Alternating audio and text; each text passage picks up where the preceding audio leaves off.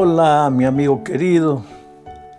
Una vez más, gracias a Dios por la vida, por la salud. Mira, si en este momento estás pasando por un momento difícil en tu vida, en la vida financiera, profesional, familiar, en la salud, cualquiera que sea el motivo, recuerda que mientras peregrinemos en este mundo, pues el dolor, el sufrimiento no va a faltar a los hijos de Dios. Pero recuerda también que Dios es nuestro amparo y fortaleza, refugio bien presente en medio de las tribulaciones. Y recuerda que la noche dura 12 horas, después sale el sol de un nuevo día. Solo que mientras dure la tribulación, por favor, no te desanimes. No creas que Dios te ha abandonado. Tú eres precioso para Dios, Dios te ama mucho. Y yo no soy profeta, pero te digo que este dolor que estás pasando en este momento, esta circunstancia difícil va a pasar. Entonces, ánimo. Vamos al estudio número 5, la lección número 5 para el 29 de julio del año 2023. El título de la lección es Expiación horizontal, la cruz y la iglesia. Y el propósito de la lección de esta semana es mostrar que Cristo resuelve el problema de la separación entre Dios y el hombre, pero también resuelve el problema de la separación entre los mismos hombres. Porque cuando estamos mal con Dios, estamos mal con las otras personas. ¿Y por qué? Porque al estar mal con Dios no nos entendemos. Nos volvemos un misterio para nosotros mismos. Tenemos actitudes que no quisiéramos tener, pero las tenemos, están ahí incomodándonos. Y si no nos entendemos a nosotros mismos, ¿cómo es que vamos a entender a las otras personas? Resultado, peleamos con la esposa, peleamos con los hijos, peleamos con el vecino, peleamos con el patrón, con el jefe, con el empleado. Vivimos peleando. Y en la iglesia, en lugar de que la iglesia sea un nido donde una familia se regocija en Dios, a veces entre los propios cristianos estamos discutiendo uno con el otro. Bueno, entonces vamos a ver cómo Cristo resuelve esto. Estamos estudiando la epístola a los Efesios, prácticamente versículo por versículo. El primer subtítulo para la lección de esta semana es Acercados en Cristo. Vamos a pensar un poco en este subtítulo, Acercados en Cristo. ¿Por qué acercados en Cristo? Porque ya lo dije, el pecado nos separa. Mira, aunque te parezca repetitivo, quiero que entiendas dónde radica nuestro verdadero problema. Cuando fuimos creados por Dios, fuimos creados para vivir con Él, en comunión con Él, para andar con Él, para caminar con Él. No para que viviésemos lejos de Él, tratando de encontrar nuestro camino, no. Él sería nuestro creador, nuestro Padre de amor, nuestro Dios. Él estaría guiando nuestros pasos.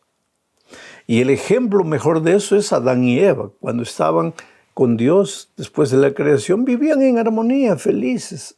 El problema empezó cuando ellos se apartaron de Dios, se alejaron de Dios, se separaron de Dios. Y ahí pues cayeron en el terreno de la desobediencia. Y después tú sabes ya todo lo que vino como consecuencia del pecado. Ellos mismos, los dos, Adán y Eva, que hasta ese momento habían sido una pareja perfecta, ahora comenzaron a pelear, comenzaron a acusarse uno al otro, se arruinó la raza humana. Y el pecado pasó de uno a otro, las generaciones, hasta llegar a nosotros. Entonces, el Evangelio, ¿qué es el Evangelio? Es la buena noticia de que aunque el pecado había creado un abismo entre nosotros y Dios, Cristo vino y sirvió como un puente. Y a través de Cristo nosotros podemos retornar al Padre. Y cuando regresamos al Padre, nuestros problemas se acaban. Porque al estar reconciliados ahora con Dios, también aprendemos a vivir reconciliados con los seres humanos en esta tierra y se resolvieron nuestros problemas. Eso es lo que vamos a analizar en esta parte. Y vamos a leer Efesios capítulo 2, versículos 11 y 12. Dice así: por tanto, acordaos de que en otro tiempo vosotros, voy a parar ahí y explicar. Acuérdate, dice Pablo, que en otro tiempo, tú, en otro tiempo. ¿A qué se refiere cuando dice en otro tiempo? Pues cuando no conocías a Jesús, cuando andabas en tus propios caminos haciendo tu voluntad, cuando vivías peleando, discutiendo con todo el mundo, cuando te sentías solo, abandonado, fracasado, derrotado, en otro tiempo. Vuelvo a la lectura del texto. Pablo dice: por tanto, acordaos de que en otro tiempo vosotros, los gentiles, en cuanto a la carne, erais llamados incircuncisión por la llamada circuncisión hecha con mano en la carne. En aquel tiempo estabais sin Cristo. Pero antes de eso voy a parar y comentar. Pablo dice a los gentiles: recordaos, acuérdate que en otro tiempo, cuando tú no conocías a Cristo, eras llamado de incircuncisión por la circuncisión. ¿Qué quiere decir Pablo con esto? Es que los judíos, el pueblo de Israel, que eran circuncidados al 8º día después del nacimiento, ellos despreciaban a los que no eran judíos. Miren cómo son las cosas. Dios los escogió entre tantos pueblos de la tierra como su pueblo, y ellos, en lugar de sentirse agradecidos y ser una bendición para el mundo, ellos egoístamente, porque la naturaleza pecaminosa estaba en ellos, como en nosotros, egoístamente ellos se sentían los tales, los cuales, los importantes, los privilegiados, los que tenían el derecho de mirar al hermano gentil que no era israelita, con desdén, con desprecio. ¿Y sabes cómo les decían? Una de las expresiones fuertes que ellos tenían para referirse a los gentiles: gentil incircunciso. ¿Te acuerdas cuando David fue a luchar con el gigante Goliat? Le dijo, preguntó: ¿quién es ese incircunciso que se atreve a hablar contra Dios? Incircunciso. Era un insulto horrible. Ahora Pablo está diciéndole a los efesios aquí: recuérdense cuando ustedes no estaban en Cristo. Eran llamados incircuncisos. ¿Por quiénes? Por los que se habían circuncidado, por los judíos, por los israelitas. Sigo leyendo ahora el texto. En ese tiempo, dice, en aquel tiempo estabais sin Cristo, alejados de la ciudadanía de Israel y ajenos a los pactos de la promesa, sin esperanza y sin Dios en el mundo. Nuevamente paro aquí para comentar.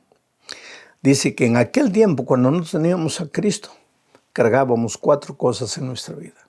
La primera, dice, estábamos alejados de la ciudadanía de Israel, alejados. ¿Recuerda cuál es el problema del ser humano? Que estamos alejados de Dios. En aquel tiempo, cuando no conocíamos a Jesús, estábamos alejados de Dios y alejados de la iglesia de Dios. No teníamos la ciudadanía de Dios. ¿Te das cuenta? Éramos ajenos al pacto. Dice, éramos ajenos a los pactos de la promesa. ¿Por qué? Porque no conocíamos el Evangelio, no conocíamos las instrucciones divinas. Las instrucciones divinas se fundamentan en la gracia de Cristo y toman el nombre de pacto. Ese pacto no había antes para nosotros porque no conocíamos a Cristo. Y entonces estábamos, además de alejados de la ciudadanía, además de ajenos al pacto, estábamos sin esperanza y sin Dios en el mundo. No hay peor cosa que vivir sin esperanza, querido, que no tener a Dios. Porque cuando no tienes a Dios en tu vida, vives confundido, vives desesperado. Cuando llega el dolor te desesperas, enloqueces, quieres morir. Pero cuando tienes a Dios tienes esperanza. Pero cuando estabas alejado de Dios, nada de eso había en tu vida. Vamos a la segunda parte, que el tiempo se nos está yendo rápido. Reconciliación, el regalo de Dios desde la cruz. Entonces vamos a leer el texto ahora, capítulo 2 de Efesios, versículos 13 y 16. Dice así: pero ahora en Cristo Jesús, me gusta esa expresión, pero ahora. No te preocupes por el ayer ya se fue. No te preocupes por el mañana no llegó. Vive el ahora. Y aquí Pablo le dice a los efesios, pero ahora, voy a seguir leyendo, pero ahora en Cristo Jesús, vosotros que en otro tiempo estabais lejos, habéis sido hechos cercanos por la sangre de Cristo. Y mediante la cruz reconciliar con Dios a ambos en un solo cuerpo, matando en ella las enemistades. ¿Qué dice aquí? Que nosotros que en otro tiempo estábamos alejados de Dios, ahora al conocer el Evangelio somos acercados a Dios. Ya no estamos alejados, ahora estamos cerca de Dios en Cristo. Cuando tú aceptas a Cristo, pues Él es el puente que te acerca a ti, que estabas del otro lado del abismo, te acerca al Padre. Y entonces cuando estás en el Padre, eres reconciliado con el Padre. ¿Te acuerdas que Pablo, escribiendo a los romanos, dice, reconciliados pues con Dios, tenemos paz? Pues ahora reconciliado con el Padre, tienes paz. Y reconciliado con el Padre, tienes paz. Y si tienes paz en tu corazón, cuando tu esposa hace algo que no te gusta, o cuando tu esposo, o tu hijo, o tu empleado, o tu patrón hace algo que no te gusta, ahora que tienes paz en el corazón, vas a reaccionar como un hijo de Dios, con paz. Y donde uno no quiere pelear, dos no pelean. Si uno quiere pelear, bla, bla, bla, pero el otro tiene paz en su corazón y no reacciona, los dos en paz. Se arregla el problema. Pero para estar reconciliados con los seres humanos, en la casa, en la familia, en el trabajo, en el vecindario, primero tienes que estar reconciliado con Dios. Uno de los regalos que Dios nos da cuando vamos a Él es el regalo de la reconciliación. Vamos a la parte 3, derribar el muro divisorio. Para esto, querido, leamos el capítulo 2, pero ahora los versículos 14 y 15. Y lo voy a leer comentando. Dice así: Él, ¿quién Él? Jesucristo. Él es nuestra paz. Nuestra paz. Entonces, cuando tú vas a Jesús, recibes la paz. Cuando estás en Dios, recibes la paz. Y cuando tienes paz, vives bien con tus hermanos. Sigo leyendo. Él es nuestra paz, que de ambos pueblos hizo uno. De ambos pueblos, de los judíos y de los gentiles, hizo ahora un solo pueblo. Pero aquí la aplicación para tu vida es que del esposo y de la esposa hizo un solo cuerpo. Porque esto de esposo y esposo, ser un solo cuerpo, no es un asunto meramente físico. Es un asunto espiritual. ¿De qué vale estar unidos físicamente, juntos físicamente? Si estás peleando, emocionalmente estás separado, espiritualmente estás separado. Pero cuando Jesús llega a tu vida, llega para hacer de los dos un solo pueblo, derribando la pared intermedia de separación, aboliendo en su carne las enemistades, la ley de los mandamientos expresados en ordenanzas, para crear en sí mismo de los dos un solo y nuevo hombre, haciendo la paz. Mira cuántas veces se repite la palabra paz, paz, paz, porque lo que Dios más quiere es que vivamos en paz. Pero este texto trae un pequeño problema, que en realidad no es problema, es que necesitamos entenderlo. Dice que cuando Jesús llegó aquí, una de las cosas que hizo fue derribar la pared que nos separaba. Por eso entre los cristianos no puede haber pared de separación ni de raza, ni de posición social, económica, ni de nacionalidad. Todos somos un solo pueblo, un mismo pueblo. Pero ¿qué más dice? Que Él abolió en su carne las enemistades. Pero entre paréntesis dice, la ley de los mandamientos expresados en ordenanzas. Y algunos cristianos sinceros dicen que este es un texto que prueba que en Cristo se acabaron los 10 mandamientos. Que después de Cristo ya no hay ley de Dios. Pero querido, el mismo Pablo, en la misma epístola a los Efesios, cita, después de esta parte del capítulo 2, cita muchas veces los 10 mandamientos. Por ejemplo, en Efesios 6, 1 al 3, se habla del 5.º mandamiento. En Efesios 5, versículo 3, se habla del 7.º mandamiento. En Efesios 4:28 se habla del 8.º mandamiento. En Efesios 4:25 se habla del 9.º mandamiento.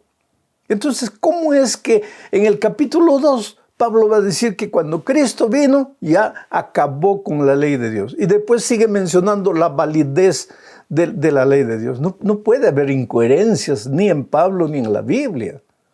Más todavía, Pablo, escribiendo a los romanos en el capítulo 3, versículo 31, dice lo siguiente. Luego, por la fe, ¿invalidamos la ley? El otro día alguien me encontró y me dice, pastor, usted predica maravilloso de Jesús, solo que creo que usted no entiende lo que es la fe y lo que es la ley. Le digo, ¿por qué me preguntas que no entiendo lo que es la fe y la ley? Me dice, ¿usted es de la fe o usted es de la ley? Ahora, mira lo que Pablo responde aquí. Luego, por la fe, ¿invalidamos la ley? Quiere decir que si yo soy de la fe, ¿ya la ley no existe? Y él mismo responde y dice, de ninguna manera, más bien confirmamos la ley. El hecho de que tienes fe y eres de la fe y aceptas la gracia de Cristo no invalida la ley, lo dice el apóstol Pablo clarito. Y en el capítulo 7, versículos 12 de Romanos, Pablo vuelve a repetir su concepto acerca de la ley. Dice, de manera que la ley, a la verdad, es santa, y el mandamiento santo, justo y bueno. Entonces no hay discusión. Cristo vino a derribar las enemistades, no los mandamientos, no la ley de Dios. Las enemistades que para el pueblo de Israel en los días de Pablo, como no entendían bien lo que Jesús había venido a hacer, se agarraban de la ley y usaban la ley como motivo para separarse de los que no eran israelitas, no eran judíos. Y Pablo viene aquí y dice, no, Cristo vino para derribar las enemistades, la separación, no la ley. Vamos a la parte 4, ya estamos llegando al fin de la lección, hablando de Jesús como el predicador de la paz. Miren cuántas veces se repite la paz. Versículos 17 y 18 de Efesios 2. Leo. Y vino, está hablando de Jesús, y vino y anunció las buenas nuevas de paz. A vosotros que estabais lejos, porque cuando estabas lejos de Dios no tenías paz. A vosotros que estabais lejos y a los que estáis cerca, porque por medio de Él, de Cristo, los unos y los otros tenemos entrada por un mismo Espíritu al Padre. ¿A qué vino Jesús? A colocar paz, porque al acabar las enemistades, entra la paz. Ahora yo te pregunto, mi querido hermano, tú en tu iglesia, con tus hermanos, ¿vives en paz? ¿Estás en paz con el pastor? ¿Estás en paz con la junta directiva de tu iglesia? ¿Hay paz en tu casa? Paz, Dios es un Dios de paz. Su pueblo es un pueblo de paz, porque cuando Cristo vino para acabar con las enemistades. Vamos ahora a la parte número 5. La iglesia, un templo santo. Es que, querido, la iglesia es el cuerpo de Cristo y nosotros somos miembros de la iglesia para aprender a vivir en paz. Porque si hay un lugar donde hay tantos tipos de seres humanos es la iglesia. En la iglesia hay ricos, hay pobres, hay gente de clase media, hay blancos, hay negros, hay amarillos, hay rojos. Hay gente del interior, hay gente de la ciudad. Hay gente con poder, hay gente sin poder. En la iglesia hay gente que habla español, habla portugués, habla cualquier otro idioma. Y eso, en lugar de crear separación, en lugar de marcar diferencias, levantar muros, debe enseñarnos a convivir, a vivir en paz, amándonos unos a los otros. Veamos lo que dice Efesios capítulo 2, versículos 19 al 22. Por eso, ¿por qué eso? Porque Cristo vino, murió para derribar las paredes, para colocar paz en tu corazón. Por eso, sigo leyendo, por eso ya no sois extranjeros, ni forasteros, sino ciudadanos de los santos y miembros de la familia de Dios. Oh querido, esto me emociona, porque Dios me ha dado el privilegio durante todo mi ministerio de viajar literalmente por el mundo entero. Ya hice campañas de evangelismo en los 5 continentes de este planeta. He visitado ciudades grandes, pueblos pequeños, he visitado el interior de África. He predicado para ricos, para pobres, para profesionales. Ahora en noviembre de este año voy a estar predicando para motoqueros del Brasil, en Foz de Iguazú. Quiere decir, ya he predicado en muchos lugares, pero a donde voy encuentro una familia. A veces me encuentro hermanos que no hablan mi idioma, no podemos comunicarnos, pero son mi familia. Yo te digo un día, si vas a Japón y estás perdido y no sabes qué hacer, dile a la policía que te ayude a encontrar una iglesia adventista. Y ve el sábado ahí, vas a ver que ellos no te conocen, no saben quién eres, no hablan tu idioma, nunca te han visto, pero te reciben con amor, con cariño, porque somos una familia en el mundo entero. Eso es lo maravilloso. Es por eso que en la iglesia, querido, no puede haber divisiones, no puede haber conflictos. Y si hay motivo para eso, pues hay que pedirle al Señor Jesús que nos ayude a arrancar esos motivos. Y la mejor manera de hacerlo es que arranque de nuestro corazón el sentimiento de enemistad, de rencor, de resentimiento, de odio. Porque antes, cuando no conocíamos a Jesús, estábamos alejados de Él, vivíamos así. Pero ahora, dice Pablo, no, pues ahora tienes que aprender a vivir en paz. Sigo leyendo. Edificados sobre el fundamento de los apóstoles y profetas, siendo la principal piedra del ángulo Jesucristo. Es interesante aquí, queridos. Somos establecidos sobre el fundamento de los apóstoles y los profetas. Quiere decir, sobre las enseñanzas que recibimos de los apóstoles y profetas que están en las Sagradas Escrituras. Pero ningún profeta y ningún apóstol está por encima del otro. Porque quien es cabeza de la iglesia, quien es la piedra angular, es Jesucristo mismo.